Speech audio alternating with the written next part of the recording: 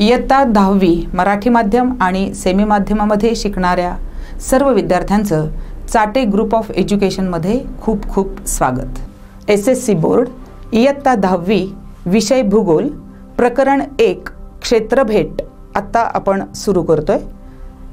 प्रात्यक्षिक भूगोल या अंतर्गत क्षेत्रभेट हे प्रकरण येतं। या प्रकरणामध्ये राहुल आणि त्याचे वर्गमित्र नळदुर्ग पासून इथे आपल्याला नकाशामध्ये दिसतंय, नळदुर्ग पासून ते रायगड जिल्ह्यातील अलिबाग किल्ल्यापर्यंतची क्षेत्रभेट याचं नियोजन शिक्षकांच्या मार्गदर्शनाखाली करतोय। या प्रकरणामध्ये या क्षेत्रभेटीचं प्रात्यक्षिक आपल्याला दिलेलं आहे। प्रात्यक्षिक वाचल्यानंतर क्षेत्रभेटीचा अहवाल कसा तयार करायचा याचा अंदाज आपल्याला येतो। त्यामुळे हे जे प्रकरण आहे हे प्रकरण प्रात्यक्षिक म्हणून आपण वाचायचं आहे। म्हणजेच क्षेत्रभेटीला जाताना कोणकोणत्या भौगोलिक घटकांचं निरीक्षण करायचं, नोंदी कशा ठेवायच्या, निष्कर्ष कसा लिहायचा याचा अंदाज तुम्हाला येणार आहे। स्वाध्याय जो विचारलेला आहे तो स्वाध्याय हा क्षेत्रभेटीवरती आधारित आहे। म्हणजेच राहुल आणि त्याचे वर्गमित्र शिक्षकांच्या मार्गदर्शनाखाली जे क्षेत्रभेटीला गेलेले आहेत, आत्ताच आपण नकाशा बघितलेला आहे, त्या क्षेत्रभेटीवर आधारित प्रश्न नाही आहेत, तर स्वाध्यायामध्ये क्षेत्रभेट म्हणजे काय, क्षेत्रभेटीची आवश्यकता, जाताना कोणतं साहित्य बरोबर घ्याल, अशा स्वरूपाचे प्रश्न विचारलेले आहेत। त्यामुळं आपण स्वाध्याय बघूयात। कृतीपत्रिकेमध्ये मोठा प्रश्न जो विचारला जातो 4 मार्कासाठी तो या प्रकरणावरती आहे। त्यामुळे स्वाध्यायामधले सगळे प्रश्न आपल्यासाठी फार महत्त्वाचे आहेत। त्यामुळं प्रत्येक प्रश्नाचं उत्तर तुम्हाला व्यवस्थित मुद्देसूद लिहावं लागणार आहे। आपण जातोय स्वाध्यायाकडे। थोडक्यात उत्तरे द्या। याच्यामध्ये पहिला प्रश्न आहे की तुम्ही केलेल्या क्षेत्रभेटीचा अहवाल तयार करायचा आहे। अहवाल लेखनाचे मुद्दे कोणते आहेत ते आपण बघणार आहोत। एक तर प्रस्तावना, म्हणजे इथं तुम्हाला स्वाध्याय दिलेला आहे। स्वाध्यायामधले अ, आ, इ, उ असे प्रश्न दिलेले आहेत। त्यापैकी पहिला प्रश्न आहे तुम्ही केलेल्या क्षेत्रभेटीचा अहवाल तयार करा। कोणत्याही ठिकाणी, मग ती ऐतिहासिक संकल्पना असेल, ऐतिहासिक घटक असेल, सांस्कृतिक असेल, सामाजिक असेल, ज्या ठिकाणी तुम्ही क्षेत्रभेटीला जाल त्या ठिकाणचा तुम्हाला अहवाल तयार करायचा आहे। क्षेत्रभेट म्हणजे काय रे, की ज्या ठिकाणी आपण भेट देतो तिथली भौगोलिक माहिती आपण घेतो, ती संकलित करतो आलेखाच्या साहाय्यानं, नकाशाच्या साहाय्यानं आणि ती प्रस्तुत करतो। फक्त भौगोलिकच नाही तर सामाजिक, सांस्कृतिक घटकांची, संकल्पनांची आपण माहिती घेत असतो आणि भौगोलिक संकल्पना आपण जास्त चांगल्या समजून घेतो। म्हणून क्षेत्रभेटीचं महत्त्व आहे। मग या क्षेत्रभेटीचा अहवाल आपण क्षेत्रभेट देऊन आल्यानंतर करतो। त्यामुळं पहिला प्रश्न स्वाध्यायामध्ये विचारलेला आहे की तुम्ही केलेल्या क्षेत्रभेटीचा अहवाल तयार करा। इथं तुम्हाला क्षेत्रभेटीचा अहवाल लिहिताना कोणत्या मुद्द्यांचा विचार करायचा आहे ते मुद्दे इथं दिलेले आहेत। पहिला मुद्दा आहे प्रस्तावना, दुसरा आहे क्षेत्रभेटीचं महत्त्व आणि उद्दिष्टे, तिसरा आहे माहितीचे संकलन, माहितीचे सादरीकरण आणि नंतर आहे निष्कर्ष आणि आभार प्रदर्शन। प्रस्तावनेमध्ये तुम्हाला लिहायचं आहे की एखादा भौगोलिक घटक तुम्ही जो क्षेत्रभेटीसाठी निवडलेला आहे त्याचं महत्त्व काय आहे। म्हणजे तुम्ही प्रस्तावनेमध्ये त्या घटकाचं महत्त्व लिहिणार आहात। मग ती गुफा असू शकते, तो किल्ला असू शकतो, आदिवासी जमात असू शकते, अभयारण्य असू शकतं, नदी असू शकते, एखादा कारखाना असू शकतो। तोच निवडण्याचं कारण काय आहे, त्याचं भौगोलिक महत्त्व, ऐतिहासिक महत्त्व काय आहे, हे महत्त्व तुम्ही प्रस्तावनेमध्ये लिहाल। याच सोबत तुम्ही जाण्यासाठीचं जे काही नियोजन केलेलं आहे, मग जाण्यासाठी लागणारा वेळ, वाहतुकीचं साधन, ठीक आहे, तिथून किती किलोमीटर अंतरावरती आहे, त्याचे नकाशे, याची पूर्वतयारी, हे सगळं तुमचं कशामध्ये येणार आहे बाळांनो, प्रस्तावनेमध्ये येणार आहे। त्यानंतर दुसरा मुद्दा आहे अहवाल लेखनाचा, तो आहे क्षेत्रभेटीचे महत्त्व आणि क्षेत्रभेटीचे उद्दिष्ट काय आहेत ते तुम्हाला लिहायचं आहे. जे ठिकाण तुम्ही क्षेत्रभेटीसाठी निवडलेलं आहे त्याचं महत्त्व काय आहे, त्याची उद्दिष्टे काय आहेत ते तुम्हाला लिहायचे आहेत. उद्दिष्ट म्हणजे काय रे, जसं आपल्याला पहिल्या प्रकरणात आपण बघितलं की राहुल आणि त्याचे मित्र शिक्षकांसोबत भुईकोट किल्ला ते आपण काय म्हणत सागरी किल्ला बघायला निघालेले आहेत. मग या दोन्ही किल्ल्यातला फरक त्यांना बघायचा आहे आणि जाता जाता भौगोलिक परिस्थितीतला बदल त्यांना बघायचा आहे. हा त्यांचा क्षेत्रभेटीचा हेतू आहे. म्हणजे भुईकोट किल्ला आणि सागरी किल्ला यांची तुलना त्यांना करायची आहे, बरोबर. हा फरक त्यांना बघायचा आहे. तसं तुम्ही जो घटक निवडलेला आहे, जी भौगोलिक संकल्पना निवडलेली आहे, त्याचं महत्त्व आणि उद्दिष्ट तुम्हाला दुसऱ्या मुद्द्यामध्ये लिहायचं आहे.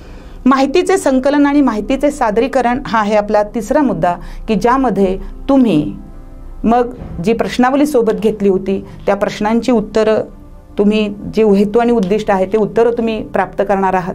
स्थानिक अधिकाऱ्यांना तुम्ही भेटणार आहात, नकाशे तिथले अभ्यासणार आहात, तिथली मृदा आहे, तिथलं हवामान आहे, तिथली लोकसंख्या आहे, तिथली घरे आहेत, तिथली शेती आहे, वनांचे प्रकार आहेत.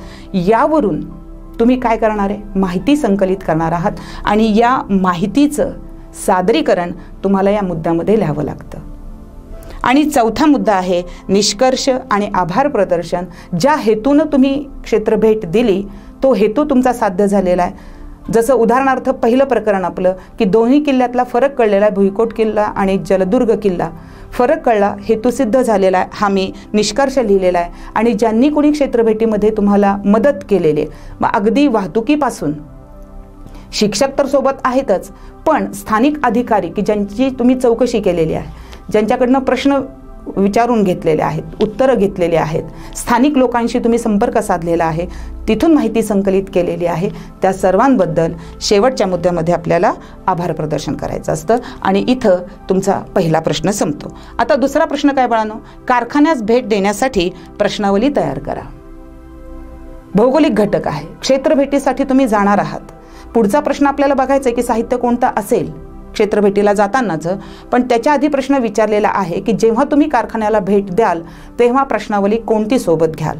एकतर तो कारखाना कधी स्थापन झाला, कारखान्यामध्ये कोणता माल बनतो, त्यासाठी कच्चा माल कोणत्या क्षेत्रातनं येतो, पक्क्या मालाची विक्री कोणत्या बाजारपेठेत केली जाते, किती एकूण कामगार तिथं काम करतात, ऊर्जा साधनांचे पुरवठा तिथं कसा केला जातो.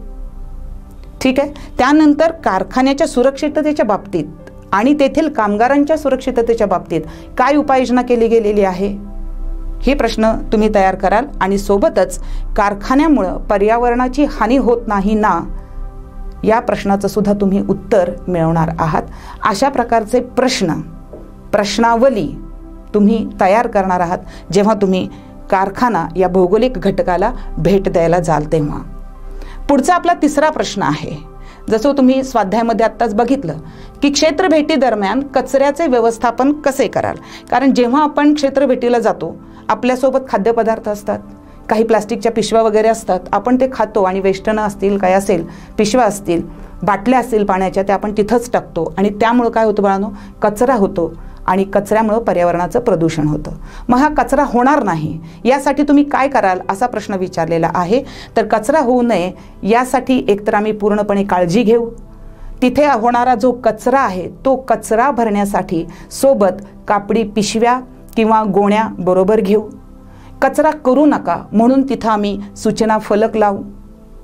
त्याचसोबत स्थानिक अधिकारी जे आहेत संबंधित, म्हणजे कचरा होणार नाही अशाशी संबंधित जे अधिकारी आहेत त्या अधिकाऱ्यांशी चर्चा करू आणि स्वतः आम्ही सुद्धा, म्हणजे जे क्षेत्रभेटीला जाणारे विद्यार्थी आहेत ते विद्यार्थीसुद्धा कचरा होणार नाही याची दक्षता घेऊ. असं तुम्ही कचऱ्याच्या व्यवस्थापनाबाबत करू शकता. अशा पद्धतीनं आम्ही कचऱ्याचं व्यवस्थापन करू असं तुम्ही त्या प्रश्नाचं उत्तर लिहू शकता. यानंतरचा आपला प्रश्न आहे, क्षेत्रभेटीसाठी तुम्ही कोणते साहित्य बरोबर घ्याल.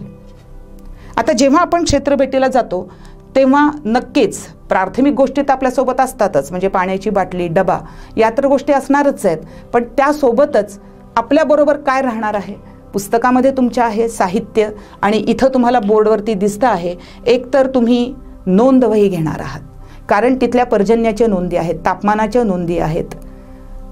एकूणच हवामानाच्या नोंदी तुम्हाला घ्यायच्या असतील तर नोंद वही आणि पेन पेन्सिल तुमच्यासोबत राहणार आहे. स्थान दाखवणारा, दिशा दाखवणारा नकाशा जो आहे तो नकाशा तुम्ही सोबत घेणार आहात. दिशा निश्चितीसाठी होकायंत्र असणार आहे.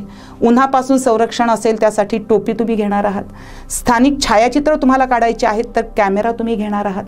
पक्ष्यांचं वगैरे तुम्हाला निरीक्षण करायचं असेल तर दुर्बीण तुमच्यासोबत असेल. आणि हे सगळं कॅरी करण्यासाठी तुमच्यासोबत बॅग असणार आहे, पाण्याची बाटली असणार आहे, बॉटल असणार आहे.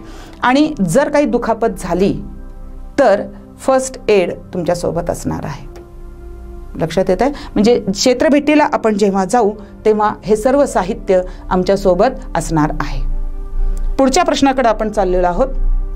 पुढचा प्रश्न आहे, क्षेत्रभेटीची आवश्यकता स्पष्ट करा. एक तर क्षेत्रभेट म्हणजे सांस्कृतिक, ऐतिहासिक, सामाजिक, आर्थिक घटक, संकल्पना, प्रक्रिया समजून घेणं. हे समजण्यासाठी क्षेत्रभेटीची आवश्यकता आहे. हा पहिला मुद्दा. दुसरं, मानवानी पर्यावरणाशी कसं जुळवून घेतलं आहे हे आपल्याला क्षेत्रभेटीतून कळणार आहे. यासोबतच आपण जर प्रत्यक्ष निसर्गाला भेट दिली, प्रत्यक्ष निसर्गात जाऊन अभ्यास केला तर आपल्याला तेथील प्रत्यक्ष अनुभव घेता येतो त्या भौगोलिक संकल्पनेचा, त्या भौगोलिक घटकाचा. उदाहरणार्थ जलप्रक्रिया किंवा जलविद्युत निर्मिती प्रक्रिया असेल तर ती प्रक्रिया प्रत्यक्ष निसर्गात जाऊन तुम्हाला अभ्यासता येते. अभयारण्य तुम्हाला पाहता येतं. नदी पाहायची असेल तर नदीचा उगम असेल, इतर नद्या, धरणं बांधलेली आहेत, जलसिंचन सुविधा जी आहे, हे तुम्हाला प्रत्यक्ष त्या भौगोलिक संकल्पनेचा, भौगोलिक घटकाचा अनुभव हा प्रत्यक्ष येतो.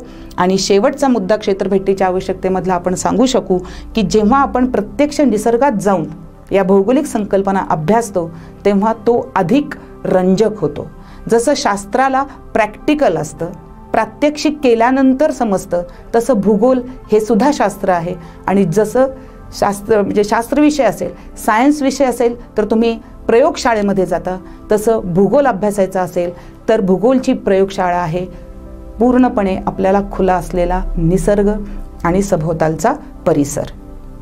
आणि जर आपण प्रत्यक्ष निसर्गात गेलो तर ती भौगोलिक संकल्पना जी आहे ती अधिक स्पष्ट आपल्याला समजते. आणि म्हणूनच क्षेत्रभेटीची आवश्यकता आहे. इथं पहिलं प्रकरण जे आहे क्षेत्रभेट ते आपलं संपतं. स्वाध्याय आपण बघितलेला आहे. यानंतर आपण आता जातोय पुढच्या प्रकरणाकडे. प्रकरणाचं नाव आहे स्थान आणि विस्तार. इथं तुम्हाला राष्ट्रध्वज दिसत आहेत. ते 2 देशांचे आहेत. एक भारताचा राष्ट्रध्वज आहे, आपल्याला ओळखता येतोय. हा जो राष्ट्रध्वज आहे तो ब्राझील या देशाचा आहे.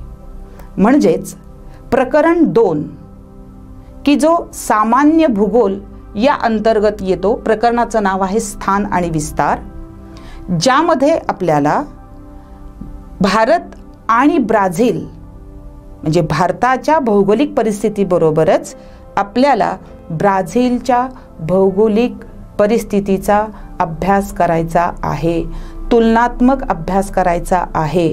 तुलना करत असताना कोणता देश श्रेष्ठ कनिष्ठ हे आपल्याला सिद्ध करायचं नाही, तर भूगोलचा अभ्यास अधिक रंजक करण्यासाठी, भूगोल संकल्पना अधिक चांगली स्पष्ट होण्यासाठी, पुढच्या योजना आखण्यासाठी आपल्याला हा तुलनात्मक अभ्यास गरजेचा आहे.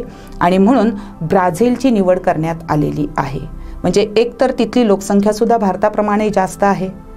आता तो कोणत्या खंडात वगैरे आहे ते आपण स्थान बघताना बघणारच आहोत. पुढचा टॉपिक तो आपण बघणार आहोत. पण याच्या आधी भारताचा हा राष्ट्रध्वज आहे, ब्राझीलचा हा राष्ट्रध्वज आहे.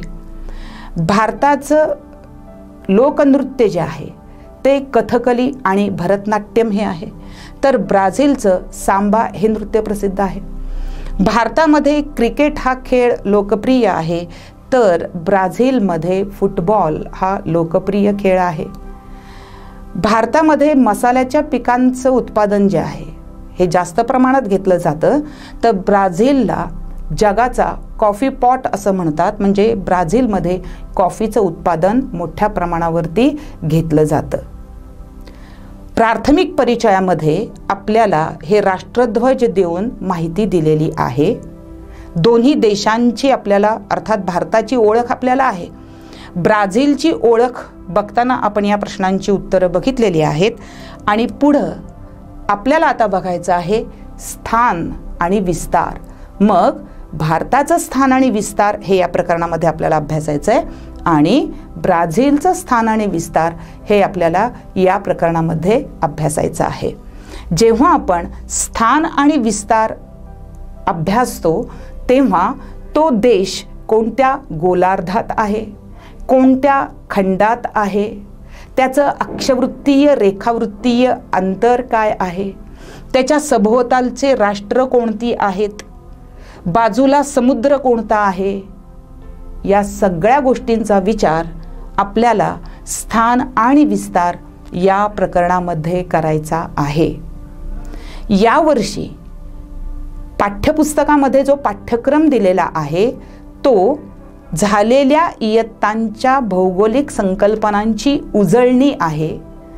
त्या उजळणीवरून त्या संकल्पना तुमच्या लक्षात आलेल्या आहेत. त्या संकल्पना फक्त आपण दोन देशांच्या तुलना करताना वापरणार आहोत.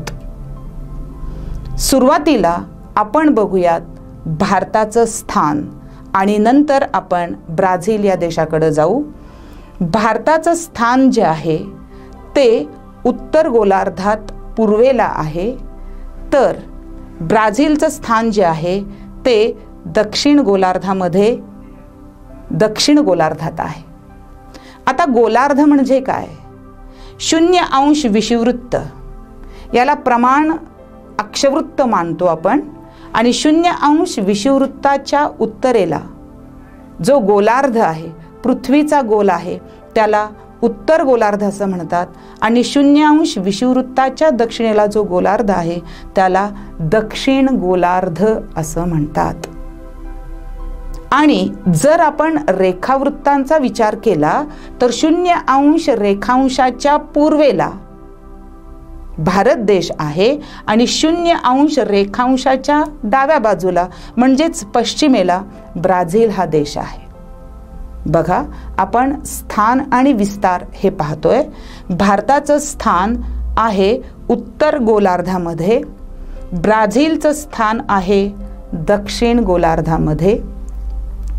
भारताचं स्थान आशिया खंडामध्ये दक्षिणेला आहे, आशिया खंडामध्ये दक्षिणेला आहे, तर ब्राझीलचे स्थान हे दक्षिण अमेरिका खंडाच्या उत्तरेला आहे. भारताच्या मध्यातून 23.5 अक्षांश की ज्याला कर्कवृत्त असं म्हणतात, ते कर्कवृत्त भारताच्या मध्यातून गेलेलं आहे. तर इथं बघा बाळांनो, 0° इथं नोंद नाही आहे, पण 23.5 आणि 23.5 दक्षिण, उत्तर आणि दक्षिण याच्यामध्ये 0° अक्षांश आहे, त्याला विषुववृत्त असं आपण म्हणतो. मग ब्राझीलच्या उत्तरेतून विषुववृत्त गेलेलं आहे आणि ब्राझीलच्या दक्षिण भागातून 23.5 दक्षिण अक्षांश की ज्याला आपण मकरवृत्त असं म्हणतो, हे मकरवृत्त गेलेलं आहे.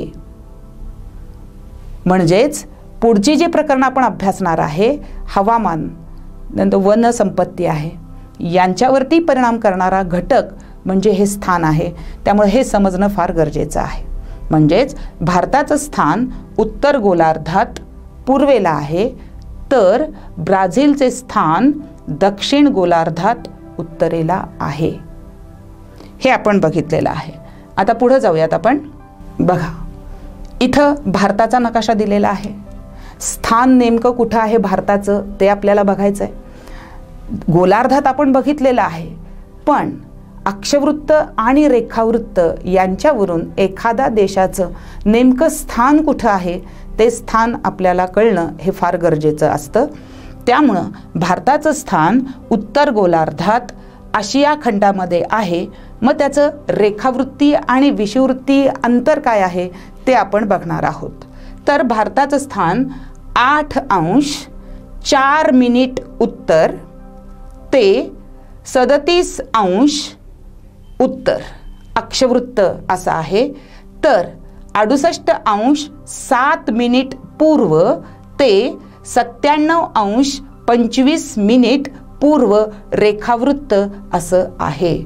म्हणजे सुरुवातीला आपण अक्षवृत्त बघितलेलं आहे। अक्षवृत्त बघताना आपण 8° इथून सुरुवात केलेली आहे, बरोबर। 8° ते 37 इथं 38 दिसते बघा, 36 37 बरोबर की नाही। हे वरचा आकार बघा, 37° उत्तर म्हटलेलं आहे। कारण आपलं स्थान कुठे बाळांनो, भारताचं स्थान कुठं आहे, 0° विषुववृत्ताच्या उत्तरेला असल्यामुळं आपण अक्षवृत्तीय अंतर जे आहे ते खालून वर मोजलेलं आहे। म्हणून देताना त्यांनी 8°4' उत्तर ते 37° उत्तर हे भारताचं काय बाळांनो अक्षवृत्तीय विस्तार आहे।